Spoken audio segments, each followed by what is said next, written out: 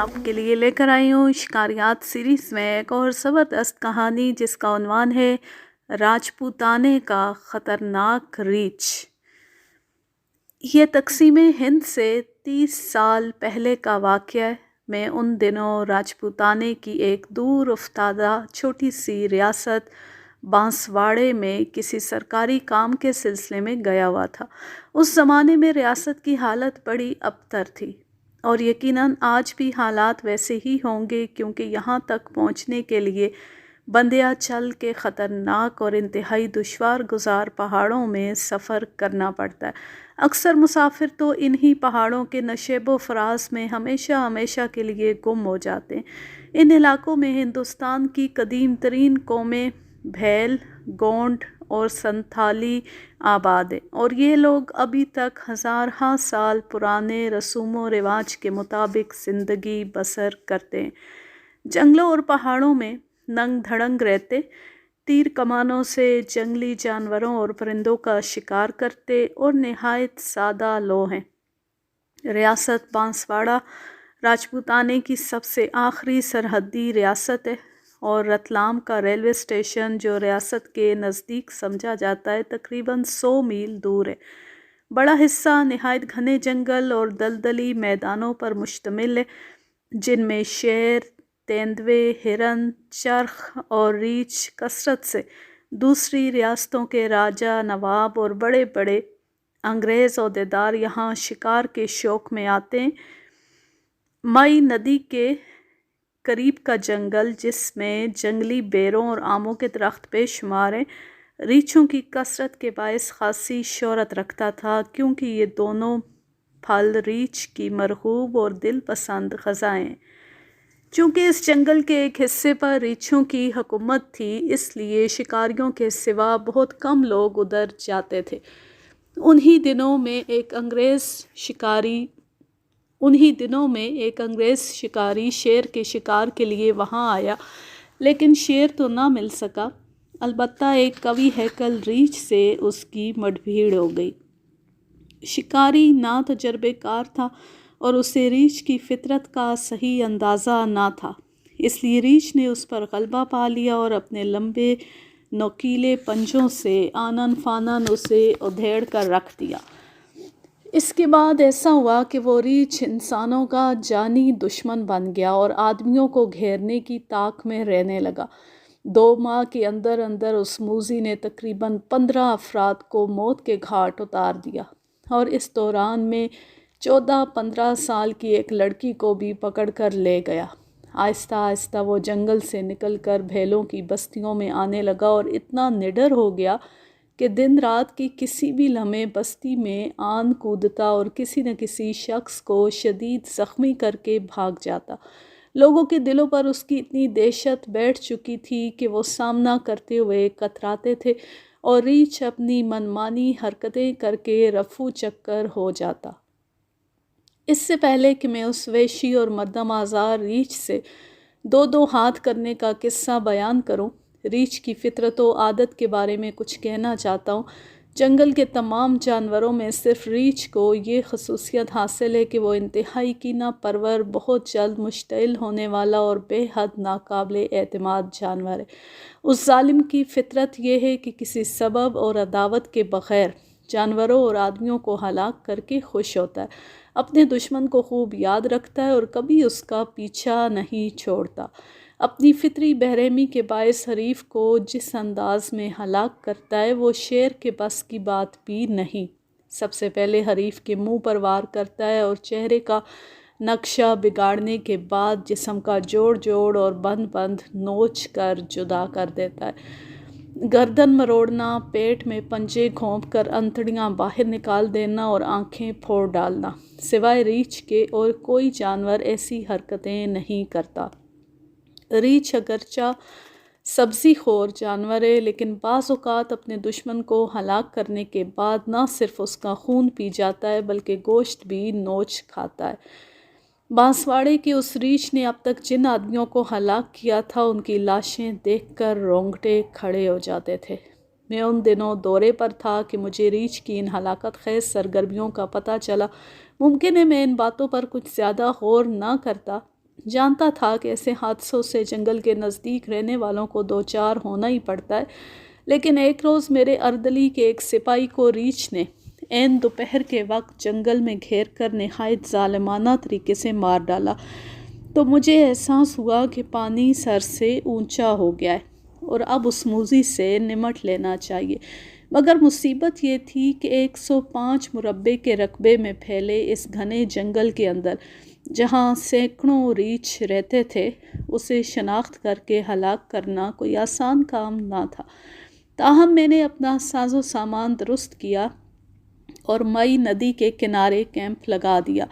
ریچھ کے بارے میں مختلف لوگوں کی زبانی مجھے یہ بات معلوم ہوئی کہ وہ اکثر سورج کے چھپنے کے بعد اپنی کمین گاہ سے نکلتا ہے اور کھیتوں سے لوٹنے والے کسانوں یا گوالوں پر حملہ کر کے ایک آدھ کو زخمی کرتا یا مار کر بھاگ جاتا۔ ندی کے پرلے کنارے پر 3-4 فرلانگ دور پہاڑی غاروں اور بنجر ٹیلوں کا ایک طویل سلسلہ پھیلا ہوا تھا۔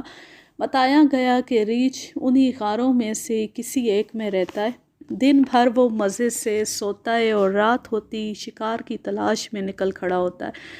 آدمیوں کو ہلاک کرنے کے علاوہ ریچھ دوسرا کام یہ کرتا کہ مونگ پھلی کے پودوں، باغات اور فصلوں کو جی بھر کے اجاڑتا ہے اور رات بھر اسی دھندے میں مصروف رہ کر پو پھٹنے سے پہلے پہلے جھومتا جھامتا اپنے غار میں چلا جاتا ہے۔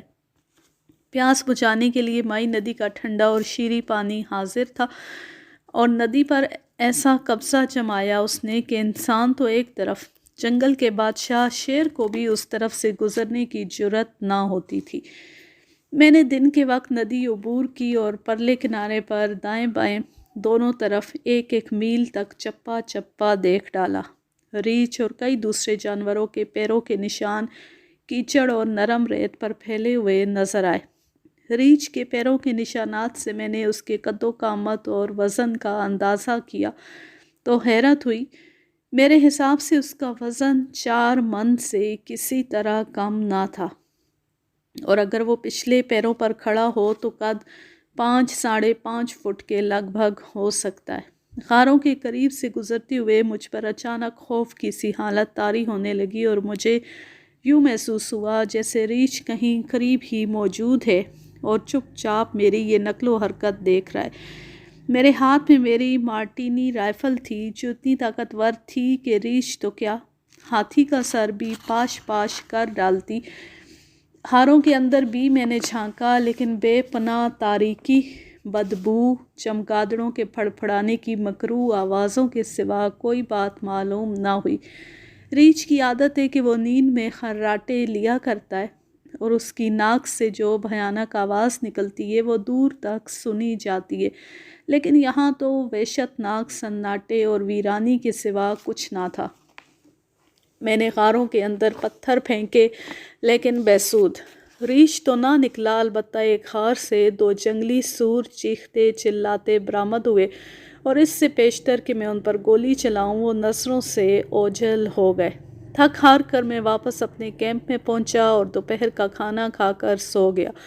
شام کو اٹھا تو معلوم ہوا کہ ریچھ نے چند منٹ پہلے جنگل میں 2 لکڑہاروں پر حملہ کر کے دونوں کو شدید زخمی کر دیا ہے اور اب یہ لکڑہارے بانسواڑے کے چھوٹے سے ہسپتال میں پڑے زندگی اور موت کی کشمکش سے دوچار ہیں۔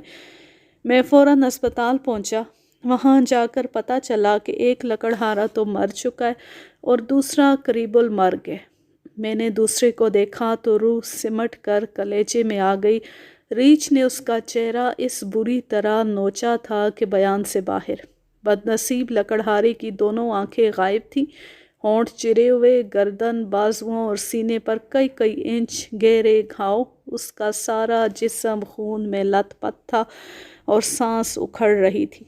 میں نے اس سے پوچھنے کی بڑی کوشش کی کہ ریچھ نے ان پر کس جگہ حملہ کیا، لیکن اس پر نزع کا عالم طاری تھا، کچھ نہ بتا سکا۔ میرے دیکھتے ہی دیکھتے اس کا جسم تھر تھرایا اور پھر گردن ایک طرف کو ڈھلک گئی۔ میں ہسپتال ہی میں تھا کہ مہاراجہ بانسواڑ کا پیغام ملا۔ ان کی خدمت میں حاضر ہوا تو انہوں نے بھی اس ریچھ کو ہلاک کرنے پر زور دیا اور کہا کہ ریاست میں اس کی وجہ سے بڑا خوف و ہراس پھیل رہا ہے۔ جنگل میں کٹائی کا کام بند ہے، فصلیں اجڑ رہی ہیں اور پھلوں کے باغ تباہ ہو رہے ہیں۔ اگر ریچھ کو مارا نہ گیا تو مئی ندی کے کنارے پر واقع یہ تمام بستیاں ویران ہو جائیں گی۔ میں نے انہیں یقین دلایا کہ ریچھ کو تلاش کرنے کی کوشش کر رہا ہوں اور خدا نے چاہا تو 1-2 روز میں اس کا قصہ پاک ہو جائے گا۔ مہاراجا نے ہانکا کرنے کے لیے 60-70 آدمیوں کو میرے ساتھ بھیجنے کی پیشکش کی تاکہ وہ ریچھ کو کمین گاہ سے نکالے، مگر میں نے درخواست کی کہ مقابلہ شیر سے نہیں ریچھ سے ہے، جو بے رحم ہونے کے ساتھ ساتھ بزدل اور مکار بھی ہے۔ وہ ہانکا کرنے سے کبھی باہر نہیں نکلے گا بلکہ محتاط ہو جائے گا اور ممکن ہے کسی اور طرف روانہ ہو جائے اور نہ جانے کہاں کہاں لوگوں پر ظلم و ستم توڑتا پھرے۔ اس لیے یہی بہتر ہے کہ میں تنہا اس کا تعاقب کروں۔ 1 ہفتے تک میں اس کی تلاش میں سرگرداں رہا۔ آدھی رات کو اٹھ کر جنگل میں گیا کہ شاید وہ بیر کے درختوں اور مونگ پھلی کے پودوں کے قریب مل جائے، مگر بے سود۔ اس کا کہیں نام و نشان نہ تھا اور نہ ہی اس دوران میں کوئی نئی واردات سامنے آئی۔ ایسا معلوم ہوتا تھا کہ ریچھ کو میرے ان منصوبوں کا پتہ چل گیا ہے اور اب اس نے اپنا پروگرام تبدیل کر لیا ہے۔ 8ویں دن میں ریچھ کو تلاش کرنے کے نئے منصوبے پر غور کر رہا تھا کہ ایک شخص ہامتا کانپتا میرے پاس آیا۔ اس نے بتایا کہ بانسواڑہ کے ایک سرحدی تھانے کے نزدیک ریچھ نے اس کے بھائی پر حملہ کر دیا ہے۔ یہ شخص کوئی ضروری پیغام لے کر تھانے میں جا رہا تھا۔ یہ حادثہ پیش آئے 3 روز گزر چکے تھے اور خبر اب پہنچی تھی جو میرے لیے قطعاً غیر متوقع تھی، اور میں سوچ بھی نہ سکتا تھا کہ ریچھ اتنی دور پہنچ چکا ہوگا۔ لیکن غور کرنے کے بعد اس کی اصل وجہ سمجھ میں آ گئی۔ برسات کا موسم شروع ہو چکا تھا اور اس موسم میں مئی ندی خوب چڑھ جاتی تھی، اس لیے ریچھ اسے آسانی سے عبور نہیں کر سکتا تھا۔ چنانچہ وہ انسانوں کو ہلاک کرنے کی تفریح کے لیے سرحد کی طرف نکل گیا ہے۔ بہرحال میں نے گھوڑا گاڑی تیار کروائی اور روانہ ہو گیا۔ راستے میں جا بجا بارش کی وجہ سے ندی نالے چڑھے ہوئے تھے۔ بڑی مشکلوں سے سفر طے کیا اور چوتھے روز صحیح سلامت سرحدی تھانے کے قریب جا پہنچا۔ اس دوران میں ریچھ 3 آدمیوں کو موت کی نیند سلا چکا تھا۔ اس نے آخری شکار تھانے سے 6 میل دور واقع ایک باوڑی کے قریب کیا تھا۔ یہ باوڑیاں ریاست میں کنوؤں کی جگہ استعمال کی جاتی ہیں اور ان کو پختہ بنا کر برسات کے پانی سے بھر لیا جاتا ہے۔ پھر یہی پانی عرصے تک کپڑے دھونے، نہانے اور پینے کے کام آتا ہے۔ تھانے کا عملہ بمشکل 10-12 سپاہیوں اور ایک تھانے دار پر مشتمل تھا، اور اگرچہ ان لوگوں کے پاس اسلحہ موجود تھا لیکن مردم خور ریچھ سے 2 ہاتھ کرنے کی ہمت نہ تھی۔ صبح کے 4:30 بجے تھے اور ہلکی ہلکی پھوار پڑ رہی تھی کہ میں نے 2 سپاہیوں کو ساتھ لیا اور باوڑی دیکھنے کے لیے نکل کھڑا ہوا۔ رائفل میرے ہاتھ میں تھی اور کمر سے بندھی ہوئی پیٹی میں لمبا شکاری چاقو بھی لگا ہوا تھا۔ میرا خیال تھا کہ ریچھ اس وقت جنگل میں گھوم رہا ہوگا۔ باوڑی کے قریب کیچڑ میں شیر کے پنجوں کے نشان بھی نظر آئے، جنہیں دیکھ کر میرے ساتھ آنے والے 2 سپاہی سخت خوف زدہ ہوئے اور کہنے لگے کہ صاحب، اس وقت جنگل میں شیر گھوم رہا ہوگا، واپس چلیے، دوپہر کو آئیے گا۔ لیکن میں نے انہیں ڈانٹ دیا اور کہا کہ اگر وہ اتنی ڈرپوک ہیں تو کسی درخت پر چڑھ جائیں، شیر مجھے کچھ نہ کہے گا۔ میں ریچھ کی تلاش میں آیا ہوں اور آج اس کا ٹھکانہ ڈھونڈ کر ہی جاؤں گا۔ سپاہیوں نے مجھے بے وقوف سمجھ کر کچھ کہنا ضروری نہ سمجھا اور جلدی سے ایک درخت پر جا چڑھے۔ میں نے پکار کر کہا جب تک میں واپس نہ آؤں وہ درخت پر بیٹھے رہیں اور ہرگز نیچے نہ اتریں۔ یہ کہہ کر میں آگے بڑھ گیا۔ جنگل کا یہ حصہ خاردار جھاڑیوں اور لمبی لمبی گھاس سے پٹا پڑا تھا اور ایسی جگہوں میں شیر کا مل جانا بعید از قیاس نہ تھا، لیکن میں ہر طرح سے مستعد اور تیار تھا۔ ہلکی ہلکی پھوار اب تیز بارش میں بدل چکی تھی اور مجھے مجبوراً ایک درخت کے نیچے پناہ لینی پڑی۔ بارش کی آواز اور ہوا کے جھکڑ چلنے سے ایک عجیب قسم کا شور جنگل میں اٹھ رہا تھا۔ میں جس درخت کے نیچے کھڑا تھا اس کی شاخیں گھنی اور پتے خاصے چوڑے تھے۔ میں نے گردن کو اوپر اٹھا کر دیکھا، کچھ سمجھ نہ آیا کہ یہ درخت کون سا ہے۔ اس میں سرخ رنگ کے بڑے بڑے پھل بھی لگے ہوئے تھے۔ यकायक बंदरों के चीखने की आवाज़ कान में आई और फिर मैंने 4-5 बंदरों को शाखों और टहनियों पर उछलते देखा। कभी वो दांत निकाल कर मेरा मुंह चिढ़ाते और कभी तेज़ी से फांदते हुए इधर उधर निकल जाते। मैं देर तक वहाँ खड़ा बंदरों की उछल फांद से लुत्फ़ अंदोज़ होता रहा। बारिश थमने ही में ना आती थी और जंगल में जा बजा बरसात का पानी जमा होकर तालाबों की शक्ल इख्तियार कर रहा था। मैंने महसूस किया कि ये पानी आहिस्ता आहिस्ता मेरी तरफ ही बढ़ रहा है, इसलिए मुझे यहाँ से हट जाना चाहिए।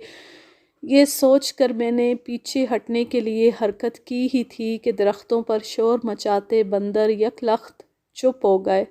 मेरी छठी हिस्स ऐसे मौक़ों पर फ़ौरन बेदार हो जाती है। बंदरों के चुप होती मुझे ख़तरे का एहसास हुआ। मैंने राइफ़ल संभाली और इर्द गिर्द गौर से देखने लगा, मगर कोई ख़ास बात नज़र ना आई। मैंने गर्दन ऊपर उठाकर बंदरों को देखा। वो अपनी अपनी जगह शाखों में दुबके हुए थे और उनकी नज़रें ऐन सामने झाड़ियों पर मरकूज़ थी। अब मैंने भी गौर से देखा और पत्थर के बुत की मानद अपनी जगह खड़े का खड़ा रह गया। मुझसे सिर्फ 30 फुट के फासले पर स्याह रंग का एक निहायत कदावर और कवि हैकल रीछ अपने पिछले पैरों पर खड़ा मेरी तरफ घूर रहा था। उसकी नन्ही नन्ही जर्द आंखें इतने फासले से भी चमक रही थी। यकीन कीजिए कि इतना मोटा, ताज़ा और खौफनाक रीछ मैंने इससे पहले कभी नहीं देखा था। कुछ नहीं कह सकता कि रीछ को देखकर मेरी क्या हालत हुई। मौत को इतना करीब पाकर मेरे होशो हवास जवाब दे गए। मैंने बाजुओं को हरकत देने की कोशिश की, लेकिन खून जैसे रगों में जम गया। बरसात के इस मौसम में जबकि फ़ज़ा खासी खुनक थी, मुझे याद है कि मेरी पेशानी और चेहरा पसीने से तर हो चुका था। यकायक रीछ पूरी कुव्वत से गुर्राया और उसकी लरज़ा खेज़ आवाज़ ने मुझे जैसे हिला कर रख दिया। मेरे हाथों की गुमशुदा कुव्वत वापस आ गई। मैंने राइफ़ल का बोल्ट खींचा ताकि गोली चैम्बर में चली जाए और मैं फ़ायर कर सकूं, लेकिन बोल्ट ने खफीफ सी जुम्बिश की और वहीं का वहीं रह गया। अब मैं दीवानावार उसे हरकत में लाने की कोशिश कर रहा हूँ, लेकिन बोल्ट जाम हो चुका है। मेरी हर कोशिश बेकार जा रही है और उधर रीछ होलनाक अंदाज में चीखता हुआ मेरी तरफ बढ़ रहा है। चंद सानियों के अंदर अंदर वो मेरे सर पर पहुँच चुका था। मैंने बोल्ट को हिलाने की आखिरी कोशिश की। इधर गोली चैम्बर में दाखिल हुई और उधर रीछ ने उछल कर मुझे अपने लंबे बाजुओं में जकड़ना चाहा। अब गोली चलाने का वक्त कहाँ था। मैंने देखा कि उसके नोकीले नाखन पंजों से पूरी तरह बाहर निकले हुए हैं और अगर मैं झुककर उसका वार खाली ना कर देता तो मेरा चेहरा हमेशा हमेशा के लिए बर्बाद हो चुका होता। तेज और गज़ब के आलम में रीछ ने दोबारा हमला किया। उसके होंठ पीछे मुड़े हुए थे और बड़े बड़े सफ़ेद दांत झांक रहे थे। उसकी चीखों और गुर्राहट से जंगल पर लर्ज़ा तारी था। मैं पीछे हटकर राइफ़ल की नाली पूरी कुव्वत से उसके सर पर दे मारी, लेकिन रीछ ने इसका कोई असर ना लिया और अपने पंजे की मामूली सी हरकत से राइफ़ल छीन कर परे फेंक दी। अब मैं बेबस और नाचार था और मौत का मुंतज़िर। एक सानिये तक रीछ अपनी जगह खड़ा मुझे घूरता रहा, फिर चीख मार कर आगे बढ़ा और मुझे अपने बाजुओं में पकड़ने की कोशिश की। मैं चंद कदम पीछे हटा और जान पर खेलकर पूरी कुव्वत से रीछ के सीने पर टक्कर मारी। ये ज़र्ब रीछ के लिए गैर मुतवक्को और अचानक थी। वो अपने पिछले पैरों पर खड़ा ना रह सका और उसके अगले पैर ज़मीन पर आ रहे। मैं फुर्ती से एक तरफ हट गया और राइफ़ल उठाने के इरादे से दौड़ा ही था कि रीछ ने बायां पंजा रसीद किया और मेरी चुस्त खाकी पतलून का एक पांचा उधड़ कर उसके हाथ में आ गया। रीछ हुर्रा कर दोबारा पिछले पैरों पर खड़ा हुआ और मेरी तरफ बढ़ा। मैंने फिर वही पहला हरबा इस्तेमाल किया। एक और टक्कर उसके सीने में मारी और रीछ की बगल में से निकल गया। रीछ इस मर्तबा कलाबाजी खा कर गिरा। अब उसके हल्क से तरह तरह की आवाज़ें निकल रही थीं और गैज़ो गज़ब की इंतहा ना थी। राइफ़ल मुझसे सिर्फ 10 फुट के फासले पर पड़ी थी, लेकिन इतनी ही देर में रीछ से जंग करके मैं निढाल हो चुका था। बिजली के सी तेज़ी سے وہ مجھ پر جھپٹا اور اس مرتبہ اس نے میری پتلون کی پیٹی اپنے مضبوط دانتوں میں دبا لی اور اگلے دونوں پیر میری جھکی ہوئی پشت پر رکھ دیے۔ مجھے کچھ اور نہ سوجا تو میں نے ویشیوں کی طرح اس کے پیٹ کی نرم نرم جلد پر اپنے فوجی بوٹ کی ٹھوکریں ماری۔ ریچھ دل میں لا گیا اور اس نے پتلون کی پیٹی چھوڑ دی، اور پھر مجھے اپنا شکاری چاقو یاد آیا جو اس پیٹی میں بندھا ہوا تھا۔ دوسری لمحے 8 انچ لمبے چمکدار پھل کا چاقو میرے ہاتھ میں تھا اور حوصلہ بلند۔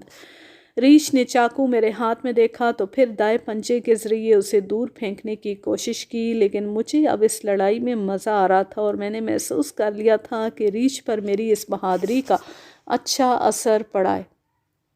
اس جانور کے مقابلے میں اگر کمزوری دکھائی جائے تو وہ شیر ہو جاتا ہے، لیکن اگر وہ جان لے کہ حریف بھی مقابلے پر آمادہ ہے تو پھر وہ بھاگنے کی فکر کرتا ہے۔ چنانچہ وہ یہ دیکھ کر کہ میرے ہاتھ میں ہتھیار ہے، 4-5 فٹ پیچھے گیا اور حملہ کرنے کے لیے نئے پینترے اختیار کرنے لگا۔ آہستہ آہستہ اس نے میرے گرد ایک چکر کاٹا اور دفتن آگے بڑھ کر میرا منہ نوچنا چاہا۔ میں نے چاقو اس کے دائیں پنجے میں گھونپ دیا۔ ریچھ کے حلق سے ایک بھیانک چیخ نکلی اور گرم گرم خون کی دھار ابل کر میرے چہرے اور گردن پر پڑی۔ زخمی ہوتی ریچھ دیوانہ ہو گیا۔ اس نے آگے بڑھ کر اپنا سر اس زور سے میرے سینے میں مارا کہ میں لڑکھنیاں کھاتا ہوا دور جا گرا اور میری آنکھوں کے سامنے چنگاریاں سی اڑنے لگی۔ ریچھ کی یہ ضرب میرے لیے ناقابل برداشت تھی۔ شدت تکلیف سے مجھ پر غشی طاری ہونے لگی۔ اب مجھ میں مدافعت کی کوئی رمق باقی نہ تھی۔ اٹھنا چاہا لیکن اٹھ نہ سکا۔ مجھے یوں محسوس ہوا جیسے چاقو کے دستے پر میری انگلیاں اب بھی پیوست ہیں اور یہی میرا آخری سہارا تھا۔ ریچھ نے میرے قریب آ کر جسم سونگھا۔ اس کے سانس کی ناگوار بدبو نے مجھے ہوشیار کرنے میں بڑا کام کیا۔ جو ہی اس کا مکروہ اور غلیظ منہ میرے ہاتھ کے نزدیک آیا، میں نے لیٹے لیٹے چاقو کی نوک اس کی گردن میں حلق تک داخل کر دی۔ گرم گرم خون کا ایک اور فوارہ میرے اوپر گرا۔ ریچھ تیورا کر دوسری طرف گرا اور اس مرتبہ اس نے میری داہنی ٹانگ اپنے خون سے لت پت منہ میں جکڑ لی اور اس بری طرح چبائی کہ میں اپنے پاؤں ہی سے مایوس ہو گیا۔ لیکن بھلا ہو چمڑے کے مضبوط شکاری جوتے کا، اس نے میرا پاؤں بچا لیا، ورنہ اس کی ہڈی ریزہ ریزہ ہو جاتی۔ اس قدر خون بہہ جانے کے باعث ریچھ بھی نڈھال ہو چکا تھا۔ اب اس نے بھاگنے کی کوشش کی مگر چند قدم چل کر اوندے منہ گر گیا اور چیخنے لگا۔ اس کی آواز اتنی بھیانک اور خون سرد کر دینے والی تھی کہ درختوں پر پناہ لیے ہوئے پرندے ڈر کر فضا میں پرواز کرنے لگے اور بندروں نے غل مچا مچا کر بے پناہ شور کر دیا۔ میں نے اپنے جسم کی رہی سہی قوت جمع کی اور گھسٹتا ہوا ریچھ کے قریب پہنچا۔